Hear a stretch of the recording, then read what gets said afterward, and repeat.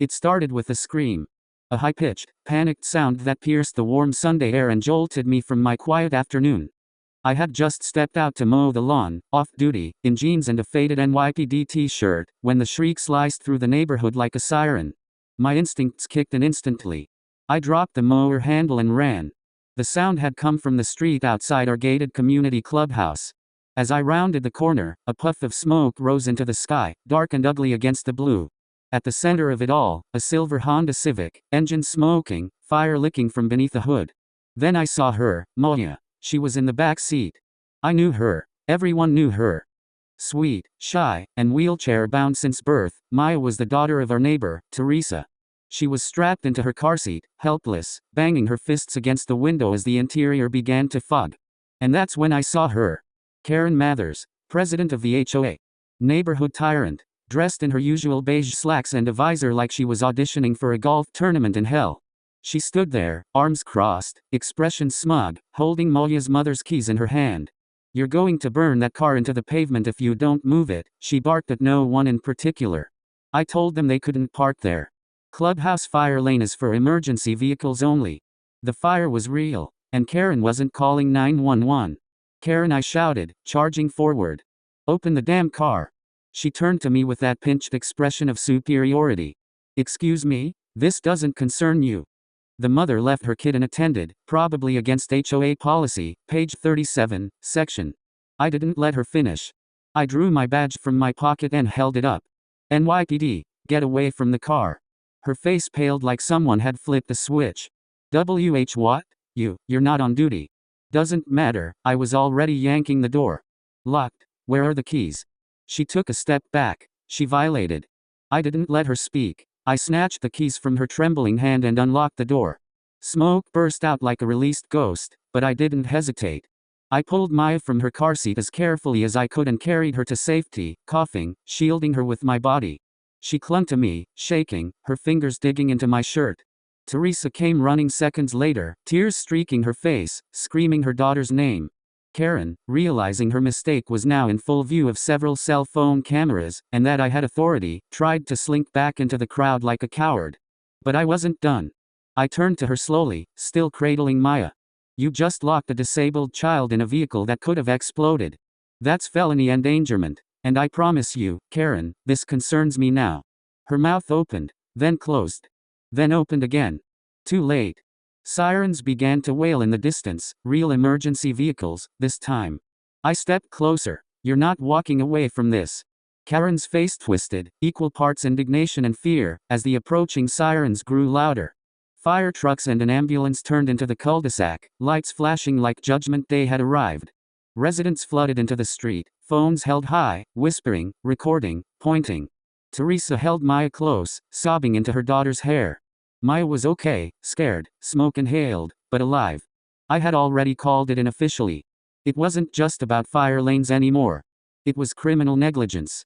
Karen tried to pivot. She left the child alone, she barked, pointing at Teresa like a desperate schoolgirl blaming someone else for her own mess. "That's abandonment. I have authority, this is a violation of HOA guidelines." I stepped forward, slowly, like I would with a suspect trying to talk their way out of cuffs. "Karen," I said, loud enough for the phones to pick up, "you locked a disabled child in a smoking vehicle. That's not a violation, that's attempted manslaughter." She went pale, but still, she wasn't done. She parked in a fire zone," Karen shrieked. "If I didn't take the keys, how else could I have made sure?" "I don't give a damn where the car was parked," I barked back. "You didn't call the fire department. You didn't try to save her. You used a fire hazard to make a point, and you nearly killed a child in the process." Karen stammered, her eyes darting around the crowd, hoping for a lifeline. None came. Even the nosy residents who usually backed her policies were shrinking away like rats abandoning shit. Nobody was going to touch this with a 10-foot pole. A fireman jogged over to assess the situation, nodding at me. "We got it under control. Engine fire, likely electrical." "Good timing, you saved her." I nodded, giving him space to work. But I wasn't done with Karen. Not even close. "Did you disable the car in any way?" I asked her calmly, flipping my notepad open. "Cut wires? Pull fuses? Anything?" Karen looked insulted. "Of course not." "Good. That meant no premeditation." But the more she talked, the worse it got. My job is to enforce standards, she snapped. Do you know how many times that woman left her trash cans out an extra hour? I'm not going to let this community turn into a dump. That's when I saw him, Danny Tran, a local high school senior and amateur drone operator. He had his little quadcopter up again, circling above the scene. He pointed at me from across the lawn and mouthed, "I got everything." Everything? I motioned him over. "Tell me you were flying that before the smoke started." "Yep," he grinned, pulling out his phone and tapping on the screen. "I was recording a time-lapse for my YouTube channel." Got Karen taking the keys out of the mom's purse. Then standing there while the car smoked. I turned toward Karen. "You're being recorded on at least 5 phones and 1 drone, Karen. That's attempted child endangerment, recorded from multiple angles. Don't say another word unless your lawyer tells you to." Karen's mouth hung open like a fish gasping on the deck. The responding officer stepped beside me, clearly recognizing my badge and rank. "Commander Briggs," he greeted. "You want us to handle the arrest?" "Do it by the book," I said. "She's all yours." Karen finally found her voice. "This is insanity. I run this neighborhood. I've served on this HOA for 9 years. "Then you should know better," I said, cold. "You've weaponized your position one time too many." As they cuffed her, the crowd applauded, not for the show, but because someone had finally taken her down. Teresa wept, holding Maya like she would never let go. I watched Karen get loaded into the squad car, her face red and twisted, lips still muttering about bylaws and violations. But this was far from over. Because what Karen didn't know was that this neighborhood, it had more skeletons than she thought. And I had just begun digging. Karen's arrest may have shocked the neighborhood, but for me, it was only the first domino. I knew her type, self-righteous, petty, but rarely isolated in their abuse. People like her usually leave a paper trail, or a graveyard of it. The next morning, I showed up at the HOA office. It was a converted pool supply closet attached to the community center, locked, naturally. I rang the bell. No answer. I rang again. Then knocked, this time with my badge. Eventually, a frazzled woman opened the door, Helen, the HOA's assistant secretary. Older, skittish, with nicotine-stained fingers and an attitude that screamed, "I don't get paid enough for this." "I'm Commander Briggs," I said evenly. "You know why I'm here." Her eyes darted behind her. I just handle the mail." "You also help process citations, right?" She hesitated, then nodded reluctantly. "Look, I don't want any trouble." Karen ran everything. She wrote the fines, signed the letters. Half the board doesn't even know what goes out. "Then you won't mind letting me take a look?" With a sigh, she pushed the door open. "I didn't see nothing yesterday, okay?" Inside was a cramped little room with a squeaky desk chair, a cheap printer, and 2 rusting file cabinets that looked like they were hauled in during the Cold War. I opened the first drawer, and bingo. Citation books. Stacks of them. Dozens, no, hundreds, of violation notices. Parking violations. Fence paint color violations. Flags. Holiday decorations. One guy even got fined for overgrown basil. What stood out was how many were directed at certain families, the single moms, the elderly, the immigrants, people Karen didn't like. I pulled a few names I recognized and cross-referenced them against the HOA board's own guidelines printed on the wall. Karen had been inventing infractions. And it got worse. The second drawer had a thick blue binder marked delinquents. Every entry was handwritten by Karen herself. Most included photos, zoomed-in shots of license plates, backyard laundry lines, even one where a kid's birthday balloon drifted into a neighbor's tree. It was targeted harassment disguised as community order. I took photos of everything and logged it into my internal affairs drop folder. This was going bigger than just endangerment. This was systemic abuse of power. As I flipped through the binder, Helen lit a cigarette with shaking hands and muttered, "You know she made old Mr. Calhoun sell his house." I looked up. The veteran? The one with the service dog. She told him the dog violated pet weight limits. Fined him until he couldn't afford groceries. I clenched my jaw. He's in assisted living now, right? Helen nodded slowly. Told me last week he thought she was trying to kill his spirit. By the time I left the office, I had over 400 photos, 2 video interviews, and a growing folder of documented abuses. Karen had ruled this neighborhood like a despot. But the smoke from yesterday's car wasn't just a fire, it was a signal. And the whole community had finally seen it. On my way back, I saw Danny, the drone kid, editing clips on his laptop at the local coffee stand. "You posting the footage?" I asked. He smirked. "Already viral. Hashtag Karen's on fire. Keep it up, I might need a second angle soon. And as I headed home, I knew something for certain: Karen's fall was just beginning. Because the HOA, it wasn't just corrupt. It was complicit. And I was going to burn the whole rotten system down, with her at the center. Karen was still behind bars, her lawyer scrambling to get her out on bail. But the community was already turning. Once a feared figure who doled out citations like Halloween candy, she was now the subject of memes, whispers, and a half-dozen neighborhood group chats. But that didn't mean she was powerless. Not yet. 3 days after her arrest, I attended the emergency HOA board meeting. As expected, it was chaos. "We have to suspend all citations until we get clarity," shouted Mr. Rajesh, a local professor and board member.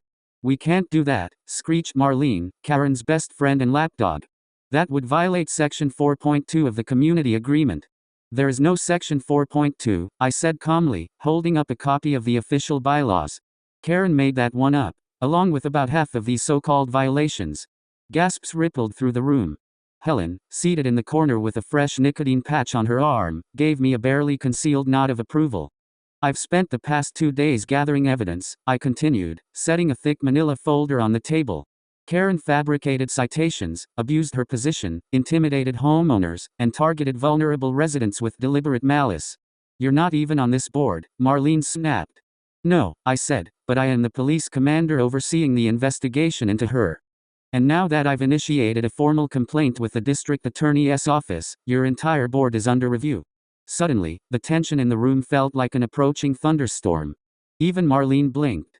I added, "Unless you want to join her in a cell, I suggest full cooperation." One of the board members, a quiet young father named Carlos, spoke up for the first time. "Do you have the list of people she fined?" he asked. I handed him the folder, sorted by date, amount, and target. "There's a pattern: single-income households, non-white residents, people with kids." In one case, a man was fined for having a trampoline in his own fenced backyard. Carlos opened the folder, his brow furrowing deeper with every page. "This is a lawsuit waiting to happen," he muttered. I gave a grim smile. "It's already started." A civil rights attorney I know took interest after seeing the drone footage. At that moment, Helen stood and cleared her throat. I wanted on record that I'm willing to testify. Karen forced me to backdate some of the notices. She said if I didn't, she'd say I was stealing HOA funds. More gasps. Marlene looked like she was about to throw up. After the meeting, I stepped outside and found Teresa waiting in the parking lot with Maya. The little girl waved at me, a stuffed unicorn tucked under one arm. She seemed better now, no longer shaking, just quiet. Thoughtful. Teresa approached, eyes misty. "They're letting me break the lease. Moving out next month." I nodded. "Probably for the best." "Thank you," she said softly. "For everything." Before I could reply, my phone buzzed.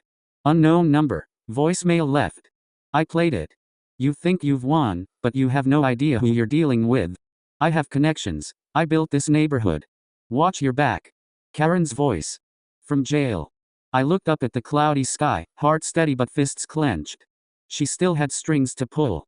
And the more I tugged at them, the more I uncovered something bigger, something that reached outside the HOA.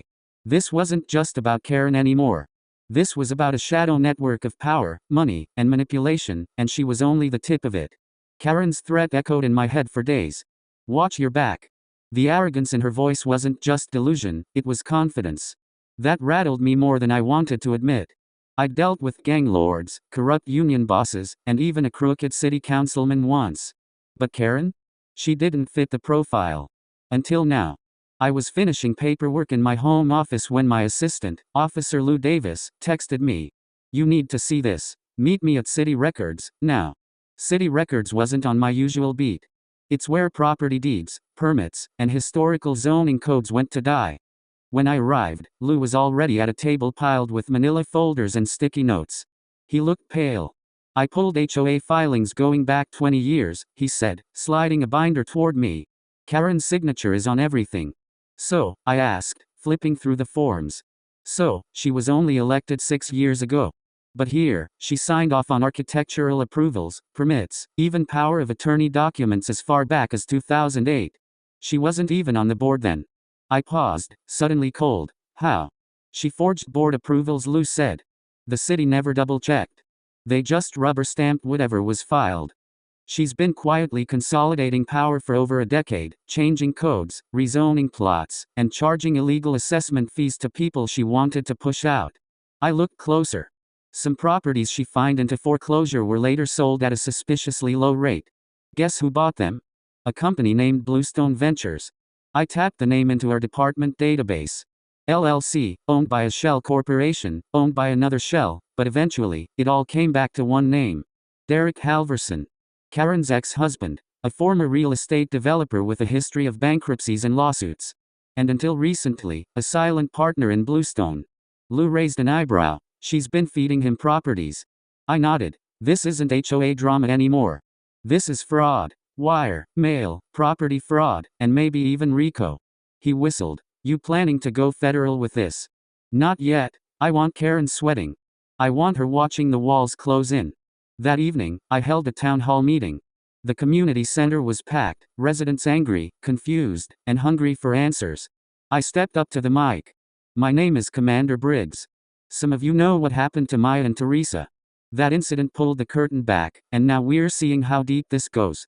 I clicked my remote and the screen lit up with documents, Karen's forged signatures, and the Bluestone connection. Gasps rippled through the crowd. She didn't just target people she didn't like, I said. She financially ruined them, and made money doing it. People shouted. One man stood up and pointed toward Marlene, who was seated near the front. You knew about this. You were on the board. I didn't know everything, she stammered. But the tide had turned. Neighbors who once feared speaking up were now furious, and united. When I stepped outside after the meeting, Helen caught up to me. She was supposed to leave this year, she whispered. Karen told me she and Derek were moving to Costa Rica in July. Said they were cashing out. I turned to her. You have that in writing? Helen nodded, producing an email printout. It's yours. I grinned. That's enough to revoke bail. The next morning, I sent the file to the judge. And by noon, Karen was dragged from her cell and denied release. But I wasn't done. Because Bluestone was still moving, and someone else had just entered the game. My phone buzzed again. Unknown number, nice little speech, Commander. Let's see if your badge can stop what's coming. I looked up at the horizon. The fire wasn't out yet. But I was about to light a bigger one. The morning after Karen's bail was revoked, I received a quiet knock at my office door. It wasn't Lou, and it wasn't a deputy. It was someone I didn't expect. Marlene. Her eyes were swollen, hair disheveled, and she clutched a manila envelope like it was a grenade with a pin pulled. I want immunity, she said, sitting down before I could answer. You give me that, and I'll give you the rest. I studied her for a beat. Why the sudden change of heart? I've been Karen's puppet for years. I thought we were just making the neighborhood better. Until I found out about Mr. Calhoun. And the money. I leaned forward. What money? She slid the envelope across the desk. Karen kept a second set of HOA books. Handwritten. She funneled fines into a beautification fund, but none of that money ever went to landscaping or repairs. It went offshore. Some of it even to a crypto wallet. I opened the envelope. Inside was a battered ledger, pages filled with tight cursive and columns of numbers. Marlene pointed to one entry. That's me. That's the bribe she gave me to approve a lien against the Rodriguez family. I told myself they had broken the rules, but she showed me a check the father wrote to fix the fence. She shredded it. I nodded slowly. You're going to testify. If I do, she said, voice trembling, you better protect me. Derek Halverson doesn't play games. And if Karen goes down, he'll come for anyone who helped her fall. She wasn't wrong. That name had come up again and again over the past week. Derek was operating in the shadows, blending real estate fraud with shell corporations and leveraging Karen's authority as HOA president to churn the neighborhood like it was a damn Ponzi scheme. That night, I met with the district attorney. You've got enough to take this federal, she said after reviewing the files. Karen's not just a bad neighbor, she's part of a criminal enterprise. Fraud, mail tampering, wire fraud, conspiracy, and if we prove intent, racketeering. I don't want just her, I replied. I want Derek, and anyone else tied to Bluestone Ventures. We'll need a wire. I knew what she meant. We were going to send Marlene back into the lion's den. The next morning, we prepped her. She wore a thin wire under her blouse and was told to call Derek from the HOA's private line in the community center. The plan was simple, get him talking. Make him admit Karen's part, and more importantly, his own. He picked up on the second ring. Is it done? He asked. Marlene's voice shook, but she pulled it together. It's falling apart. Briggs has everything. The ledger. The offshore account. Karen's in deep. Derek, she said you'd have a contingency. There was silence. Then, coldly. She wasn't supposed to get caught. You need to get out. Now. What about the others? The lawyers? The city guy? That was the moment. Forget them, Derek hissed. They were paid to look the other way. If this gets to federal court, we're all screwed. We had it. The entire house of cards was collapsing, and Derek had just confessed to building it. I ended the recording and stepped into the surveillance van. We've got a Rico. But before we could celebrate, a call came in from Lou. There's been a fire, he said. Karen's house. It's suspicious. I was already in my cruiser before he finished the sentence. By the time I got there, the place was ablaze, windows shattered, flames licking the sky. Neighbors stood outside in bathrobes and slippers, eyes wide. And there, in the crowd, was a black SUV I didn't recognize. Tinted windows, engine running. It peeled out the second I looked its way. Karen might have been locked up. But Derek? He was sending a message. Karen's house smoldered long into the night. Fire crews said it looked like an accelerant had been used, and they were calling it arson. Neighbors whispered, fingers pointed, but no one had seen who lit the flame. I had a theory, though. And it was 6'2", drove a black SUV, and had just fled the scene like a ghost. Derek Halverson. He was moving faster than I'd expected, burning down evidence, silencing witnesses. If I didn't act now, he'd vanish, and the whole thing would unravel. We'd come too far to let that happen. I got on the phone with the U.S. Attorney's Office at dawn. By noon, a task force was formed. Federal marshals, 2 IRS agents, and 1 very motivated prosecutor. They authorized something I'd been waiting for.